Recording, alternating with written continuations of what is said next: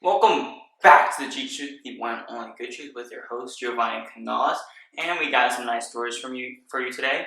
We got my MVP predictions before the season starts. We got some talk about the MLB. I know I don't really talk about the baseball MLB that much, really at all. But I'm gonna be talking about how they're trying to implement this new robotic umpire system almost. I'm gonna rank my top, I believe, 10 wide receivers, and then talk about Melvin Gordon and his contract situation and the 49ers. Just to preface the video before I jump into first would be the MVP predictions. Sorry if there's any echo. I'm in a new room, bit of an awkward setup, just trying to figure it out. Got a new camera, obviously, as you can tell. But just a warning for ahead. Just stick with me if there's a bit of an echo. All right.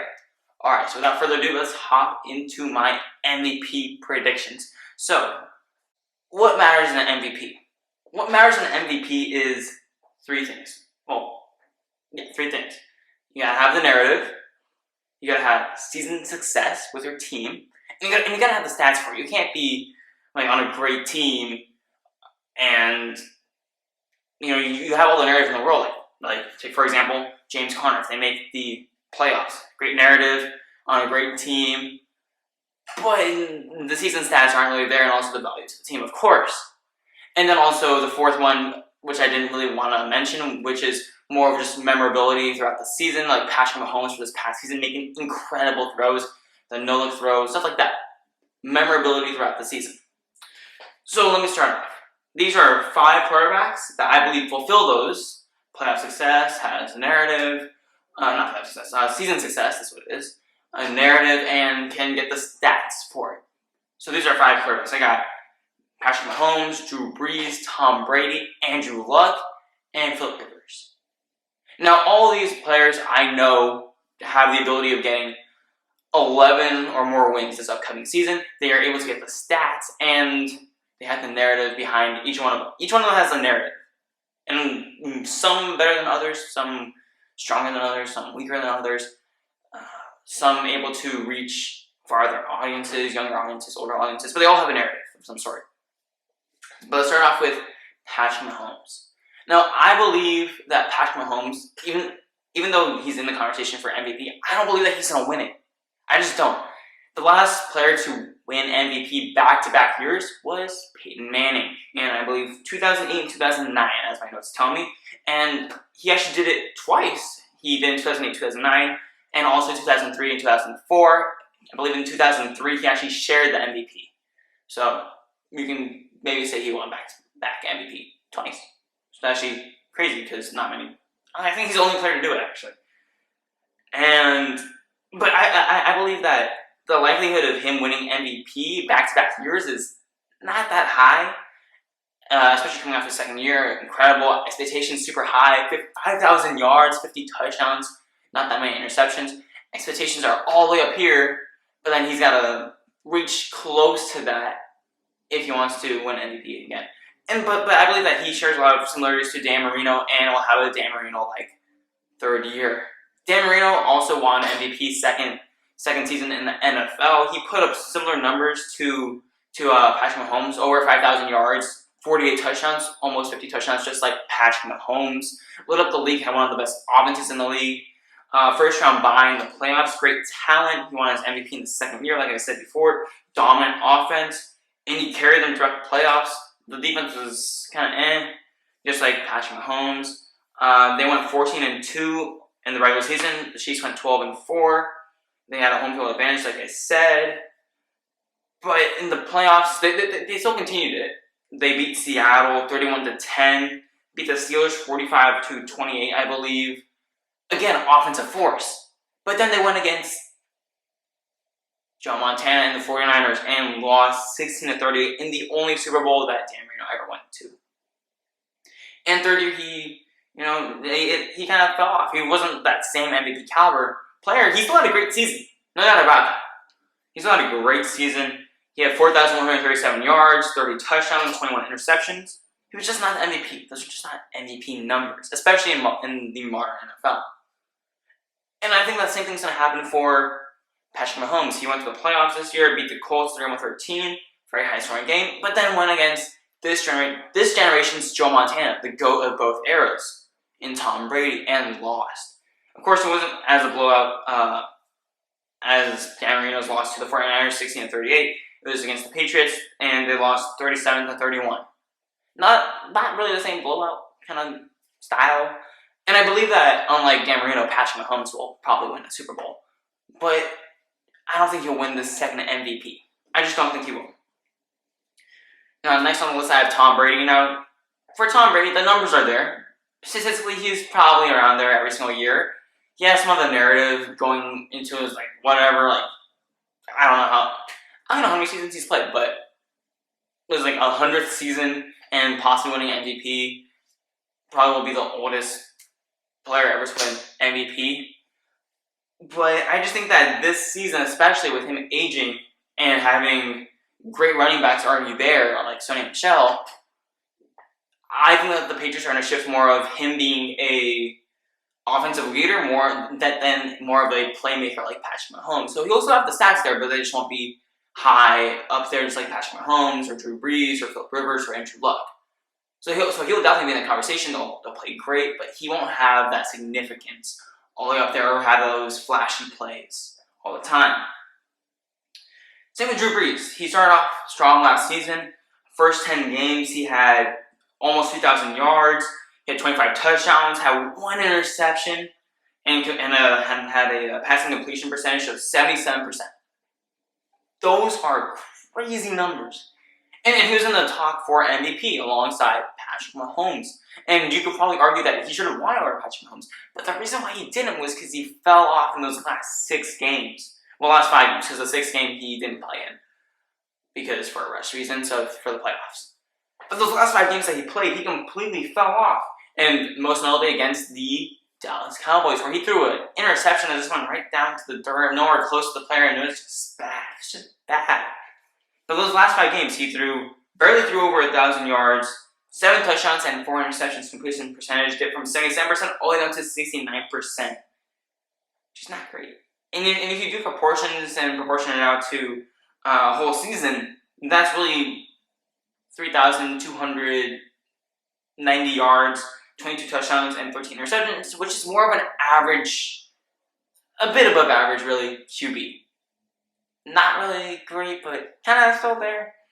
And again, I believe just like Tom Brady, he'll be saving himself for the playoffs when it really matters most, because he's just that good, and because he wants to preserve himself, and he sees, just like Tom Brady sees, that he's had to preserve himself. He's getting up there in age. He's part of the 40. I believe he's 40 years old now. 40-year-old club, or he's close to it. And he's starting to show signs, unlike Tom Brady, in more severe stretches of dropping off. Now he still has the talent around him to still win, which is great for him. But these are the 2 players that I believe have a stronger case for MVP. So these 2 players. 1, Andrew Luck. 2, Philip Rivers. Alright, so first with Andrew Luck. Back from injury.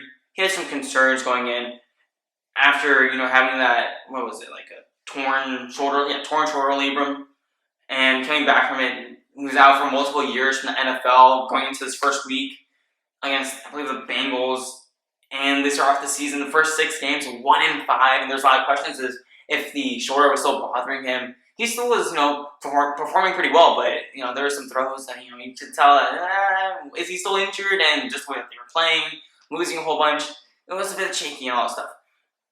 But overall, they still made the playoffs, so you have the story right there from last season. He was a really dark horse, almost winner last season, going into the MVP race. But last season accumulated 4,593 yards, 39, close to 40 touchdowns, 15 interceptions. I believe that going into this next year, he'll do a lot better than that, more yardage, better completion percentage, more touchdowns, less interceptions, because now he's away from that shoulder injury, and he actually got a lot of help from his rookies. Darius Leonard on the defensive side did a lot better. He had Quentin Nelson coming in as, I believe, a rookie guard at that, into the NFL and performed really, really well. You saw that after the O-line started beefing up and actually protecting Andrew Luck. He actually completed a lot more of his passes, had less interceptions, less incomplete passes. And I believe that he himself has that narrative of kind of being that quiet guy, kind of like a Kawhi Leonard almost, that's always able to get it done. Always able to get it done. He's a great leader, has a very bright personality, and I believe that they'll be able to win still 11-ish games. I mean, he'll get the stats for it. My only concern with him is injury. Because going back to 2015, he had the torn shoulder labrum, and then he also had the grade 3 abdomen muscle tear. 2016, he had a grade 1 concussion. So he's always had these injuries, and that 2015 shoulder labrum tear, it affected him for the past couple of seasons, and he only recovered from it this past season, which is why they got off to that 1-5 start, or one of the reasons why they got off to that 1-5 start. And with that problem out of the way, I believe that they'll do a lot better. They'll get off to a nicer start. They're not going to start off 1-5, and he's going to have the stats for that. T.Y. Hilton's going to be there. He's going to be amazing. All that stuff. Now, you may call me biased for this, because I am a Chargers fan, obviously, but I got Philip Rivers right there with Andrew Luck as my 2 MVP favorites, I would say. For him, I haven't really seen a dip in the stats like a Tom Brady or a Drew Brees. He's not coming off like that second year where you have a lot more film on him, like Patrick Mahomes. He doesn't have that injury concern because he's rarely been injured, aside from the torn ACL, like Andrew Luck. So he has all that for him, and he's able to get stats. His team is going to play super well alongside him. They're going to win more than 11 games for sure, probably 12, 13 games. And he has that narrative as a quarterback that's never won MVP, first of all, and hasn't been to a Super Bowl or won a Super Bowl, and finally actually being more in the spotlight, I guess, and having a lot more attention. And again, he had an incredibly consistent year, unlike Tom Brady and Drew Brees, where he didn't really have a fall off. He had a few muck-ups, but those are more overall wins, where he's got to beat Denver. They lost 23-22, and they got to beat Baltimore, where they lost 22-10 against a rookie quarterback and Lamar Jackson. Now, my only concern with Philip Rivers is when the spotlight is on him, when it matters the most, when the media starts paying attention to him, like they did after they beat Kansas City. After they beat Kansas City, I covered it. I was like, you got to pay attention to this team. But then in the next game, they play against Baltimore. And when all the media's on them, like saying, you know what? Maybe they can actually win. Maybe they're a dark horse favorite for the Super Bowl. Maybe they should actually be looked at. Guess what? They lost against Baltimore, and it was shameful. Yes, Baltimore had one of the best defenses in the league, but you still cannot go out 22-10 against a rookie quarterback. I don't care. You can't do that. And like I said, those muck-ups, you can't have that if you want to be in the MVP conversation. So I believe that he will be able to win the MVP if he doesn't have those muck-ups. Because his stats are incredible. Not like Patrick Mahomes getting 50 touchdowns, but, pretty good. 4,308 yards, 32 touchdowns, 12 interceptions, 68% completion percentage.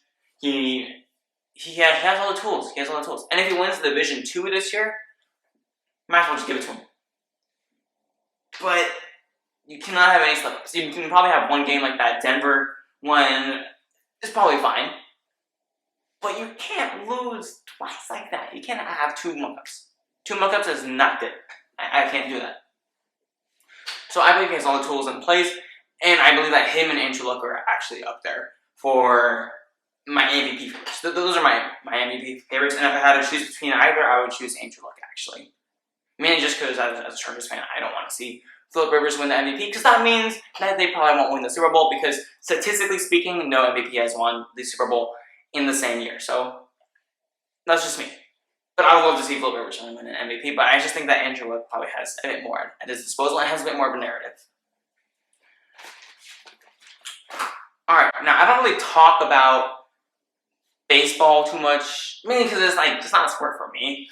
I'm more into basketball, football, but I'll occasionally watch baseball, especially when it comes to playoff time, because really it's just all about the season. The season's a bit too long for me where I just can't keep track of every single team. It becomes tiresome, right? It's just not even to watch every single game, all 9 innings. But some games are pretty interesting, right? But that's not what I'm here to talk about. I'm not here to talk about baseball and, oh, this team's going to win it all, or this is my prediction for the World Series, or anything like that. Not yet, at least. But this is actually talk about what's being quoted as a Robo Ump. And my take on it is that that's a bad idea. And let me go over what it is very quickly.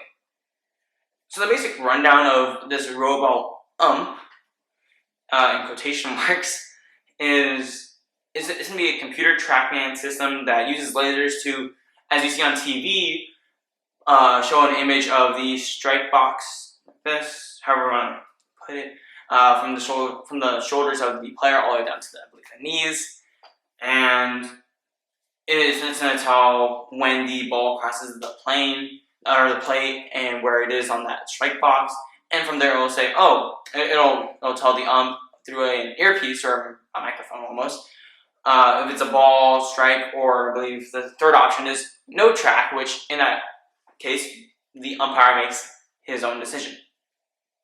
It's pretty simple. But with that, it comes a lot of problems, or several problems, really, that could occur upon implementation. So just running through it, it's like, maybe the program is only as good as its programmer, as the person that actually knows baseball that's programming the program. The margin of error is actually pretty similar to what the MLB states for their umpires, which is 97%, so maybe there's not that much error. Maybe you have pitchers abusing it where they throw it all in the corners, or on the lines and get that strike, when in fact maybe it's not a strike. Maybe you have problem calibrating it for different players, for different heights, different sizes, like Jose Altuve, all the way up to Aaron Judge, who's bigger than Jose Altuve. Maybe on that no track call, the umpire is not paying attention because throughout the whole game they're just having the same call being made for them by the computer. Maybe the computer malfunctions and all of a sudden the umpire forgets what he's doing, crazy stuff like that. Or maybe the umpire, because they had problems with it, can't hear the full call that the computer makes, whether it's a strike, ball, no track. Maybe catchers no longer start framing, where they catch it and put it all the way up here so that the umpire can see where the ball crossed the plane. And maybe they just start catching it right where it is and just get ready to throw it, and it stops players from stealing bases. Maybe you have that. But really, the only thing that really matters out of all of that, because you can throw all of them out there, the only thing that really matters is that it ruins the human element. We don't want robots running the league, obviously. We don't want robots shooting basketballs or throwing footballs or hitting home runs. We don't want any of that. We want that human element. Because that's how we got into the game.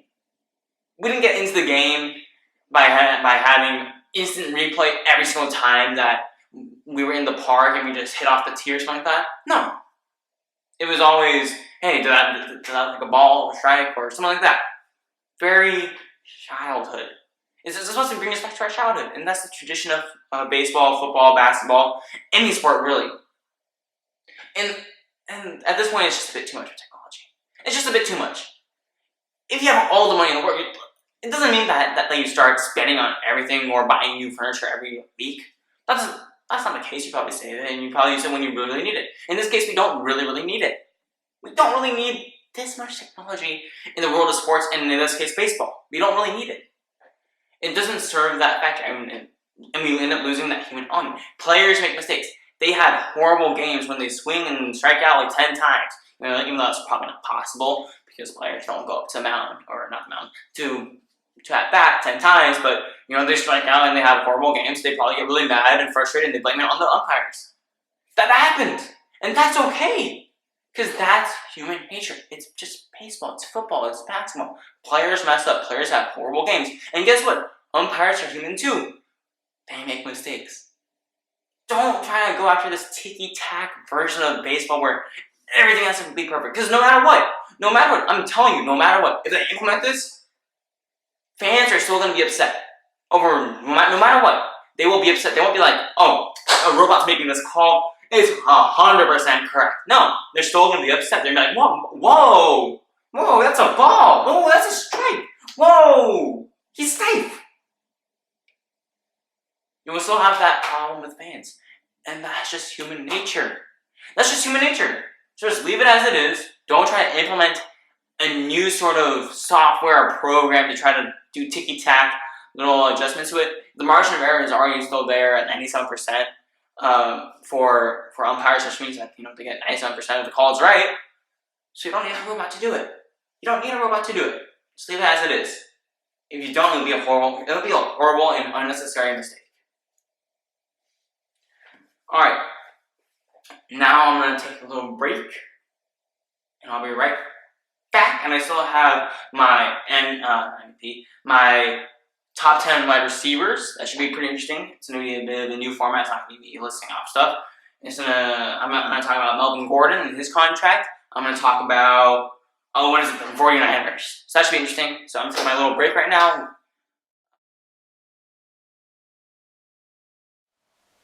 Alright, I am back. I got refreshed. I got some water in my system. I'm all hydrated now. I can speak clearly now. It's not all musty and murky and all that stuff. But let's hop back onto some topics. I got Melvin Gordon right here on my notes. What should we do with Melvin Gordon? What should the Chargers do with Melvin Gordon? Now, I believe, as a Chargers fan, you gotta pay this man.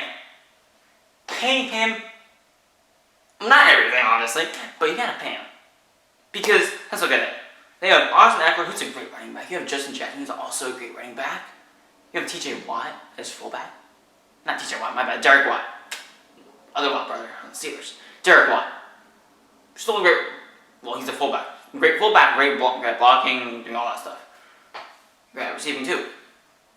But let's be honest, Melvin Gordon is far better than Austin Eckler, Justin Jackson, and Derek Watt at his job. He's better. He's an elite running back. He is in that conversation. He's an elite running back. Not one of the best. He's not Le'Veon Bell, David Johnson, or Todd Gurley. That's the only one I was forgetting. He's not like that. He's not that top 3. But he's elite. He is elite, no doubt about it. And he's still on his rookie contract, and this is his last year, which is why there's so much turmoil over it and a lot of conversation over it, because now there's news that he's probably going to hold out some games if he doesn't get a new contract. For me as a Chargers fan, I need him in if we're going to win the Super Bowl. Because the Chargers are not going to win the Super Bowl or even the division title if he does not start off the season. He's got to start the season. For me, this comes over team success over business. Because guess what? If you have him on that roster, you go to the Super Bowl. You win the division, you get home field advantage. You will have fans packed, and at that point, you don't have to worry about, his contract costs or all that stuff. Now, I understand that there are some injury concerns over Melvin Gordon, some age concerns and all that stuff, but he's not like Ezekiel Elliott, who I said before. Probably, maybe you gotta consider trading, even though the Cowboys will pay him because to cover up Dak's problems and failures. But in this case, Melvin Gordon doesn't have any problems off the field. On the field, he's a monster. He's great. He's not obviously at the same level as Ezekiel Elliott, but he's pretty good. Still on a rookie contract, but you still gotta pay him if you want to get to the Super Bowl, because you still got a good quarterback in Phillip Rivers, and lead quarterback in my MVP topic discussions. You need him in order to win. Now the question is, how much do you pay him? Obviously, you shouldn't pay him as much as Le'Veon Bell, Todd Gurley, or even David Johnson, who are young players aside from David Johnson and Le'Veon Bell, but they're making over 4 years or 3 years. In the case of Todd Gurley and Le'Veon Bell, over 4 years, making over 50 mil. In the case of David Johnson, 3 years, 39 mil, 13 mil a year. And it averages out. Now, obviously, I don't think that Melvin Gordon should make as much as those 3. But he should make more than the 4th highest earning running back in Devontae Freeman, who is making over 5 years, $41.25 million, averaging out to 8.25. So he should average around $8.25 million a year, all the way up to $13 million a year, which is where David Johnson is, and that's because of his injury concerns, just like Melvin Gordon. Now, Melvin Gordon should get somewhere around there, mainly because of his injury concerns, not because of his age. You don't want to have a 30-year-old or something like that running back still on your team with a whole lot of money. because at that point they've gone through a whole lot, wear and tear. You still don't want that, a lot of injury, all that stuff. So this is what I believe that he should get. 4 years, $44 million. $44 million over 4 years, which averages out to $11 million per year. And I believe that he should get, of those $44 million, $25 million guaranteed. Guaranteed. That's my prediction. Or that's what I believe. $25 million guaranteed over 4 years is what? Maybe I can math this out. It's less than 8. It's around 6 point something. I can't do that off the top of my head. It's summer. It's been a long time since I've been to school. It's been a while. I'm sorry, I can't math like that fast right now. But it's close to 6.5. There we go. $6.5 million guaranteed per year, which I believe is a pretty good deal. Pretty good deal, and I believe that Melvin would be foolish not to take it. All right. Now for the next topic that I believe is going to be kind of interesting, kind of fun. And it's my top 10 wide receivers. Now, these wide receivers are the ones that just came to my head going through every single team. I probably could have added a few more, like Tyler Lockett, Brandon Cooks, Robert Woods, Juju Smith-Schuster. I could have probably added him. Stephon Diggs. I could have added different players. That's 5 right there. I probably could have added them. But these are just the top 10 that came to my head. So I got Tyreek Hill, DeAndre Hopkins, Keenan Allen, Antonio Brown, Odell Beckham Jr., AJ Green. I got Michael Thomas, Adam Thielen, Julio Jones, Mike Evans, who I believe are overall, probably consensus, agreed, top 10 wide receivers. Now for me, I probably have a different layout. Probably off the top of my head, I think DeAndre Hopkins, Julio Jones, top 2. And then from there, maybe Antonio Brown, and then at 5 or 6, just maybe, and we'll see if it's just bias. 5 or 6, I believe Keenan Allen's probably top 5, top 6. 5th place or 6th best wide receiver in the whole league. But let's see, because what I'm going to do is I'm going to list off these different categories that I believe on a 1 to 5 scale that they reside on. And I'm going to compile all those numbers up, and we'll see who is at the top and who's at the bottom and who's in between. So I have 4 categories right now. Alright, so first is speed, and then catching, and then run after catch, and then the 4th one is red zone threat or red zone playmaking ability. So let's start off with Tyreek Hill. Alright, Tyreek Hill, we all know he's the fastest cat in the league. He's a cheetah. So, on a scale of 1 to 5 for his speed, it's going to be 5. For sure, easy. Now for catching, I have him at 3. You don't really see him making these jump up catches over defenders. You don't really see that too much. You see a lot more of going long distance and beating defenders out and just catching it. Which is still great, but I'm going to give him a 3 in that. At 3. Now for run after catch, you don't really see him, and yes, you can point out to his punt returns, for sure. And he does a great job of accelerating past defenders, but that's not so much agility what I'm looking for in run after catch. In run after catch, I'm looking for agility, elusiveness, ability to juke out defenders, truck through them, stuff like that. But with Tyreek Hill, I don't really get that. I get more of kind of just speed, which is still great, and his ability to get away from defenders through just speed, just pure speed. So for that, I'm still giving him a 3. He's still great. Wide receiver, don't get that wrong. Just, I'm giving him a 3 for a run after catch. Now for his red zone threat, he gets like, I believe, 5 or 6 touchdowns in the red zone this past season. So great. He doesn't really come to mind as a red zone threat, but he still does a great job operating in the red zone, probably farther out near the 20, 10-yard line, then closer in, because I believe that's more of Travis Kelce's domain. So I give him a 4 for that. Next up I have DeAndre Hopkins. It's 5s all the way around. Speed, run after catch, catching ability, red zone threat. He's always going to be a red zone threat. He had, I believe, the highest amount of red zone touchdowns by any wide receiver in the NFL this past season. He does a great job of being elusive, getting past defenders, not only by his speed, but by his agility and elusiveness. He can make any catch on the field. He's gone through different quarterbacks, all the way from Tom Savage now to Deshaun Watson, Brock Osweiler, and the speed is off the chains as well. Keenan Allen up next, not really the fastest wide receiver. He's actually the slowest of all of them, and therefore he's going to get the lowest speed rating. He's at 3. But for catch, I'm giving him a 4. He can make any catch. Not to the level of DeAndre Hopkins. He's not known for getting up there and just snatching the ball away from the defenders or like Julio Jones, but he can still make those catches in traffic and all that stuff. Run after catch and red zone threat, it's a 5. He can make those catches and all that stuff. Run after catch, you can look back to his Dallas game on Thanksgiving. He can make defenders miss. He can do spin moves, stuff like that you really don't expect, and he's very smart with it. Red zone threat, again, great at running routes and making those little cuts and making sure that defenders never really know where he's going. He does a great job with that. Next up I have Antonio Brown. Again, he's pretty fast, but getting up there in age, and with that age comes a decrease in speed, so I'm giving him a 4. He has crazy little acceleration though. It's not pure speed, it's more of acceleration that you really see. But I'm not giving him a 5 because his speed is not what it once was. But his catching ability is insane. He makes these incredible catches that one-handed helmet, just hugging it to the body that you don't really, you just can't believe that he made it. You can't believe that he made those catches.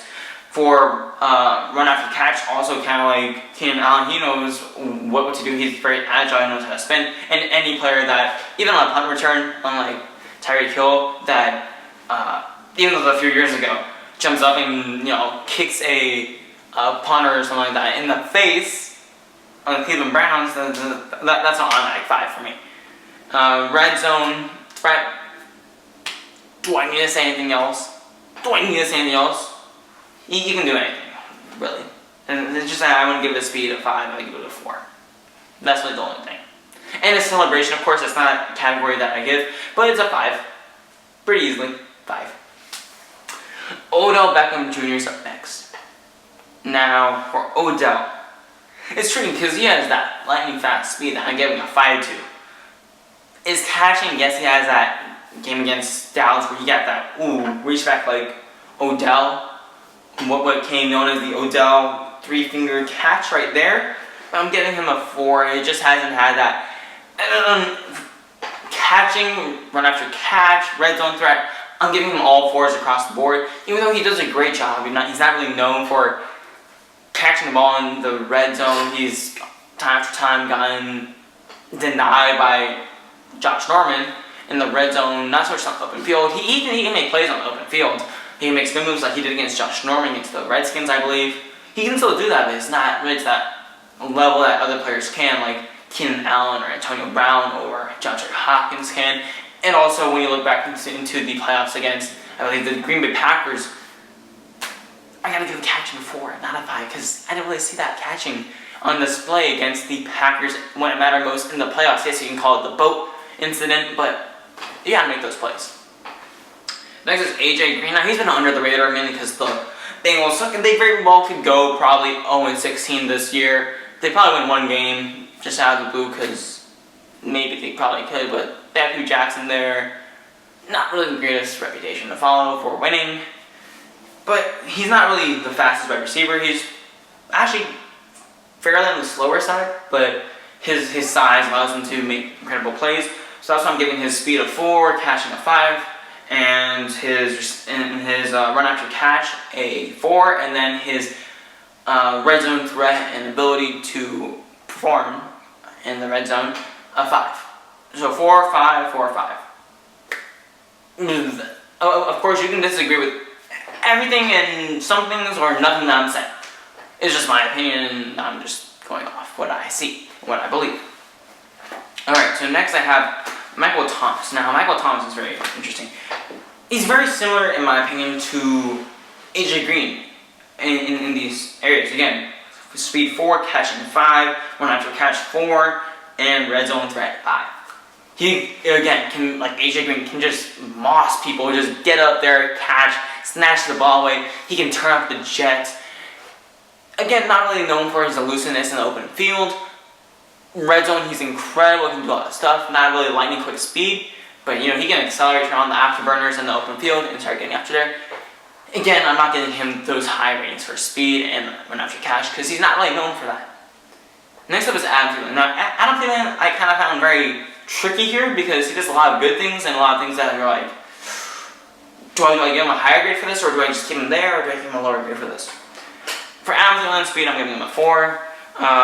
For catching, I'm giving him a 5. Easily a 5. He has an ability to make crazy catches, whether it's just catching over someone, which I find surprising because he doesn't really give off that vibe. And he's able to make these tight catches in tight windows. No, and then for run after catch, this is where I had to trying to figure out his run after catch. He doesn't really run after catch too much. He actually catches it and gets down immediately. He's a possession wide receiver. He makes sure he has the ball, and only if it's open field then he'll take off and run. So you don't really see him making moves and breaking tackles in the open field. You see him more of catching the ball and getting down immediately. Which I'm not sure if that's going to place him higher on the run after catch scale or probably a bit lower. So I have him at 3 because, in my opinion, run after catch, you got to actually run after the catch. So that's why I give him a 3 for run after catch. But for red zone threat, I give him a 5 pretty easily. Julio Jones, it's 5s all the way around. 5 speed, he's pretty crazy. 5 catching, Super Bowl against New England, he made incredible catch. You see that one sideline? Oh my goodness, I have no idea how he made that. He is insane at catching the football. Run after catch, he has the size for doing that. He's able to break tackles pretty nicely, pretty easily, red zone threat. Even though he's not really known for getting those touchdowns, he hasn't gotten a touchdown. I believe last season it was like up until week 7 or week 8 that he got like a touchdown or something like that. And he's not really targeted that much in the red zone, but that's because he's getting triple covered and everyone's pinpointing him, which I was better into for other players. But I believe that his red zone threat, which what I'm talking about, is more of a 5. So that's 5s all around for Julio Jones. And then for Mike Evans on the last player to go over, speed is a 4. Again, not really breakaway speed or anything like that. Catching is a 5. Oh my goodness, you saw that game against the Atlanta Falcons color rush. I don't think it was last year. I think it was 2 years ago. He made that one-handed catch on the sideline. He cocked it all the way back. He reeled it back in while getting hit in the head. Had to be reviewed for a concussion later on, but still maintained the hold. Still was able to hold on to the ball. Say no more. He's up there. Catching ability, unbelievable. Now for run after catch, again, not really known for getting out there in the open field. I'm giving him a 4. Red zone threat, again, just like catching, I'm giving him a 5. It's 4, 5, 4, 5. Now, the interesting thing is, I asked my sister to compile to add all these numbers up for each player and to list them all in greatest to least order. I haven't looked at the list, so hopefully she got it right, and hopefully she, actually did what I told her to do. But let's see. And I haven't looked at this before, so hopefully we'll see if maybe it's just my bias as a Chargers fan that puts Keenan Allen at top 5, top 6. We'll see. But I know for sure that DeAndre Hopkins and Julio Jones are going to be top 1, top 2. So let's look at it. Alright, so I was right. Tied 1 and 2, DeAndre Hopkins, Julio Jones. Now who would I put over the other? This is really where the debate gets to. I believe that I would get... this is tough. This is on the spot. I believe I would get DeAndre Hopkins just because he's been able to do it with so many different quarterbacks, unlike Julio Jones. Julio Jones hasn't had Matt Ryan for a majority of his career, whereas DeAndre Hopkins has had, like I said before, Tom Savage, who you guys don't even know of, Brock Osweiler, who should be out of the league by now, and now Deshaun Watson, of course. And he actually had a whole bunch of other quarterbacks. I think that maybe you can throw in Brian Hoyer in there, and he still was able to get it done. Alright, now third on the list, there is Antonio Brown at 19 total points. Again, I don't disagree with this, at third. And then it's AJ Green, Michael Thomas, and Mike Evans, all tied at 18. So for 4, 5, 6. Now where would I put these guys? I would put Michael Thomas at 4, Mike Evans at 5, and AJ Green at 6. And then after that, I have at 7 and 8, Keenan Allen and Odell Beckham. And I would have, this stuff. I would have Keenan Allen at 7 and Odell Beckham at 8. Just because I know I can trust Keenan Allen just a bit more, especially when it matters the most. And he's always able to fight through injury, and he's pretty good at running routes and keeping himself contained. Alright, and then at 9 I have Adam Thielen at 17.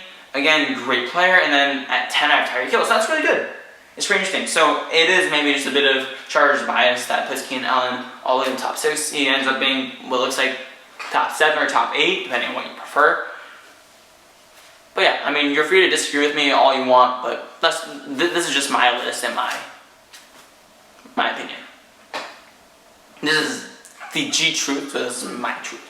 Alright? Alright, so next I have the 49ers. I'm going to talk about the 49ers, alright? And this is what I'm going to say. Pump the brakes just a bit. Slow down the 49ers. I know that people are saying, ooh, they're a playoff threat already. They're a playoff threat already. You better watch out for them. They're about to take over. Probably not past the Rams, but the Seahawks are on the decline. So watch out for those Niners snagging that playoff spot.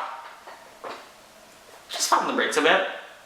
Yes, Jimmy G went 6-3 with the 49ers, but it was kind of like the end of the season. Those 5 wins where he went undefeated or something like that. At the end of the 2017-2018 season, it was like meaningless games against, there's some good teams, but it was meaningless games, and they weren't really close to the playoffs at all, and there's not really much tape on them, and now you have to fit in with Kyle Shanahan a lot more. And I think that recovering from an ACL tear injury, a lot of his health is in question. I believe that it's going to take some time for him to actually recover from it. And yes, they do have a nice start to the season. They have the Tampa Bay Buccaneers and the Cincinnati Bengals, but one of those teams could possibly give them a bit of trouble, especially early on with Jimmy Garoppolo trying to recover from that ACL tear, and the new players trying to figure out where they fit and what their role is with the team, kind of like with the Colts last season, starting off 1-5. And I don't think that the Niners will have the ability to come back from 1-5 and get into the playoffs. I just don't think so. And then after the Bucks and the Bengals, they have the Browns and the Rams, which are probably going to lose both games. And then they have the Redskins, Panthers, Cardinals, Seahawks, Cardinals, Packers, Ravens, Saints, Falcons, Rams, and Hawks. So for that whole schedule, I probably see 5 easy wins against the Buccaneers, Bengals, Redskins, Cardinals, and Seahawks, at least one of those games. And then you have, maybe they'll win this, maybe, against the Packers. And I just don't think they're going to beat these other teams. And I just don't think they're going to win. Even if they're fully healthy and they are all playing great, even if they're fully healthy, I just don't think that they are there yet at that stage, or that cohesiveness to get to the playoffs. And that's okay. They don't have to make the playoffs this year. Next year, there's going to be definitely pressure for them to get to the playoffs. But this year, it's okay. It's a lot of just trying to fit together, find your chemistry, fit in Nick Bosa, Quan Alexander, T. Ford, Jason Verrett, those players that they picked up in free agency, and also during the draft, and then implement their new weapons on the offensive side with Tevin Coleman and Jordan Matthews. A lot of it's going to be figuring out all this stuff. And yes, it'll cost them a few games, but that's okay. They're not going to make the playoffs. They're not going to make the playoffs, but they'll be just fine next year. Next year, they're going to have a great season. And this does not mean that Kyle Shanahan's a bad coach, or that his time in Atlanta was a fluke, or that Jimmy Garoppolo is overrated. It doesn't mean any of that. It just, everything takes time. And they will be there next season, but just pump the brakes for this season just a bit. They're not there yet. Just give them one more year. One more year. Okay, one more year. They'll probably end up 7-9 this year, actually. That's just my prediction. Anyways, thank you for listening to the G-Truth, the one and only good truth, with your host, myself, Giovanni Canales. If you are listening to this on the podcasting app of your choice, be sure to subscribe or follow. And if you're listening to this on YouTube, be sure to hit that like button and the subscribe button as well down below. And also stay tuned for the G-Truth. Be sure to spread the news of my predictions and also my channel, whether it's on YouTube or on the podcasting app of your choice, to all your friends and family. So thank you for listening to TheGTruth. Thank you for listening. Thank you for staying tuned, and peace out.